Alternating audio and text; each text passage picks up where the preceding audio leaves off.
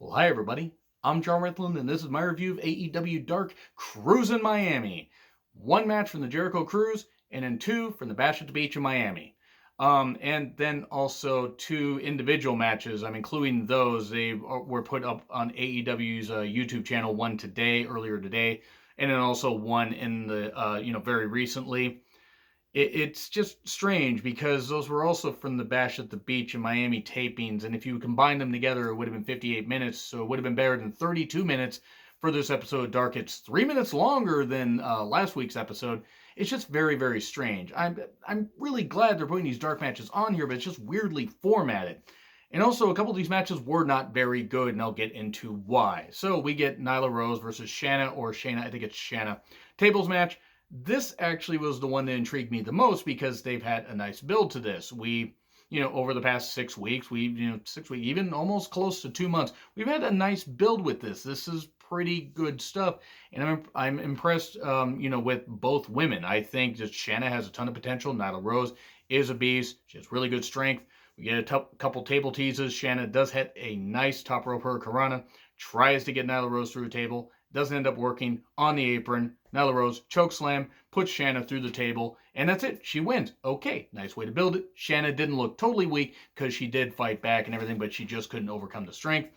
And then we get Sadie Gibbs, who I have been impressed with, but oh boy,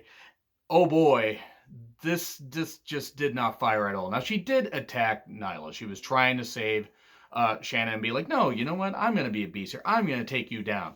And Nyla Rose is way almost at the ramp, coming down to the ring and everything. And Sadie Gibbs, who's an incredible athlete, by the way, just does this weird dive like this, this almost a variation of the Sasuke special, but Nyla Rose is nowhere to be seen. So she just ends up kind of falling down and everything. It did not look good for anybody. I mean, it's very unfortunate because I think that Sadie Gibbs has a great look and I would love to see more of her, but I don't know what the deal was. I don't know if the timing was up. I don't have a clue, but that was not a good look. And then Nyla Rose power bombs her through the table. So, hey, at least Nyla looked like a beast, but yeah, I don't know what that was. Now, I will say the match itself is fine. The post-match stuff, not so much.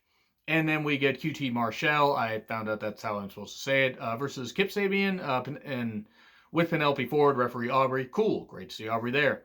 It was all right. Wasn't really all that much. QT is fine. He's a good worker.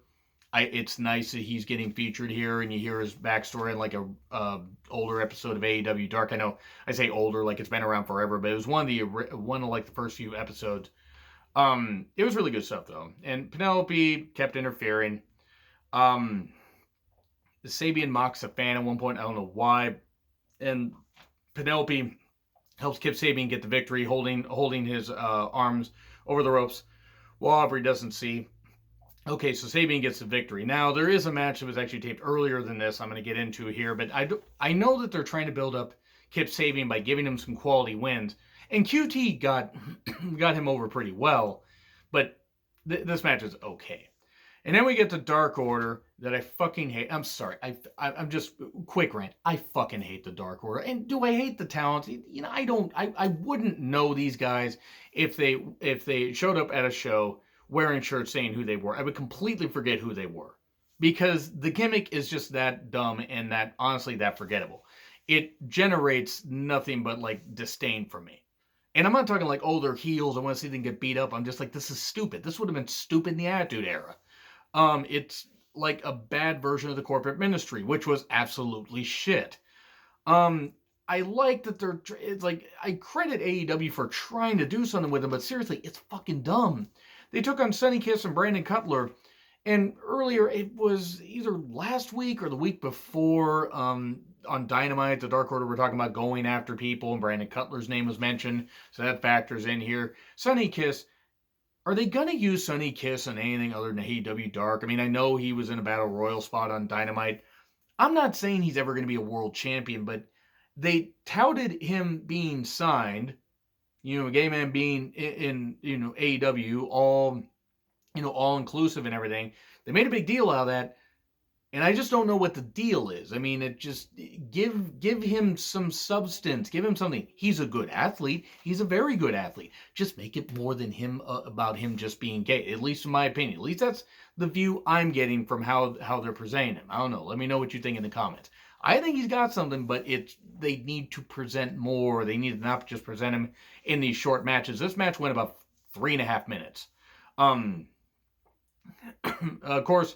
You had stop trying to make the Dark Order happen, by the way. Stop trying to make fetch happen, Karen. It's not going to happen. So the Dark Order had the whole join the Dark Order voice in their intro, and JR says, that voice sounds familiar. I think it's all, which that was funny. JR actually has some good lines on this, except when he was thirsting over Penelope Ford. Sweet Christ, JR, just settle down, man. Sonny does an impressive, the bridge, like the Matrix move. And then hits a nice kick, but then he gets his ass kicked. Dark Uno is what JR called him at one point. Not Evil Uno, Dark Uno. Good job learning the names there, JR.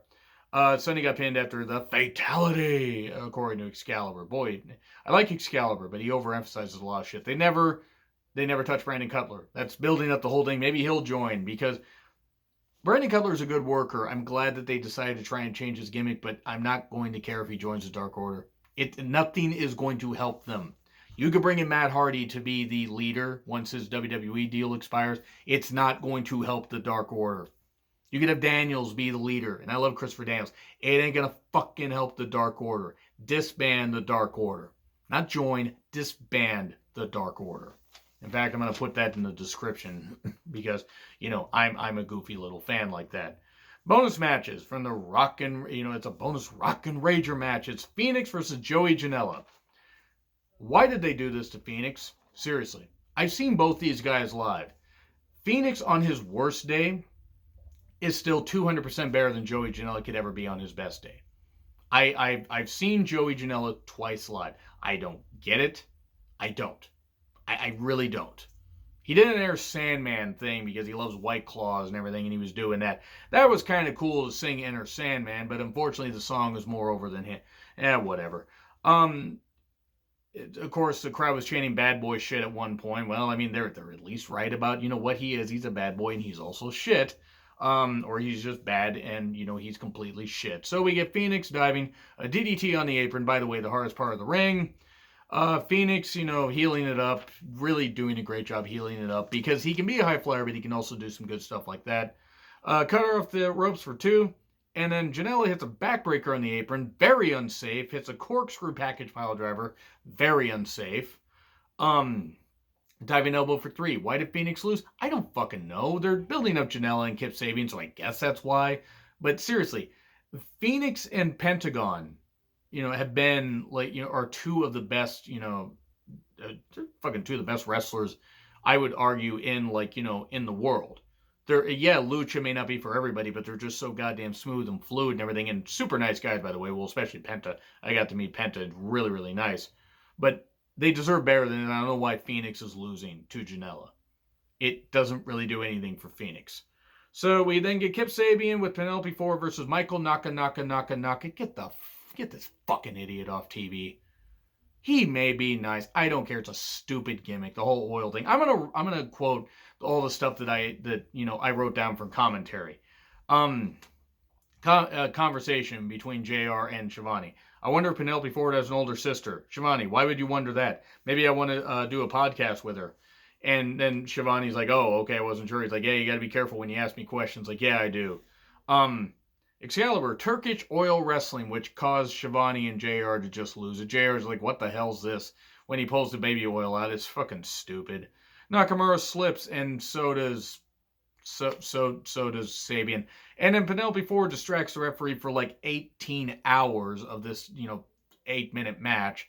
Because she distracts him, they go to the Bash at the Beach setup, and Nakamura gets knocked into the surfboard thing, and Shivani says surf's up. The commentary team didn't give a shit about this.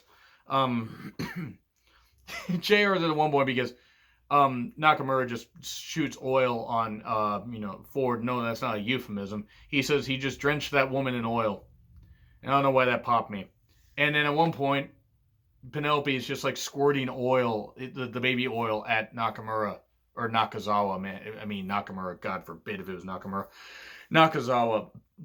And that was just ridiculous. And I was like, it was an oil facial. And then I think Jr. was like, oh, I think he likes it. It's like, oh god. Not the type of oil wrestling you're used to, Shivani. And by the way, Deathly Hollows 1, 2, 3. It was funny because the commentary team didn't give a shit, and I almost feel bad for laughing, but I do like some stupid shit. But honestly, outside of the women's match, this show was not good. It just wasn't. I'm gonna give it a C. I'm gonna be nice here because at least there's a little bit of storytelling with the Dark Order match, but I just don't really care about it. So C. Anyway, maybe there's a poll up there. Fuck if I know. If I forget to do it, leave your thoughts in the comments. Like, share, subscribe, Twitter handle in the description. I'm John Ritlin. I'll see you soon.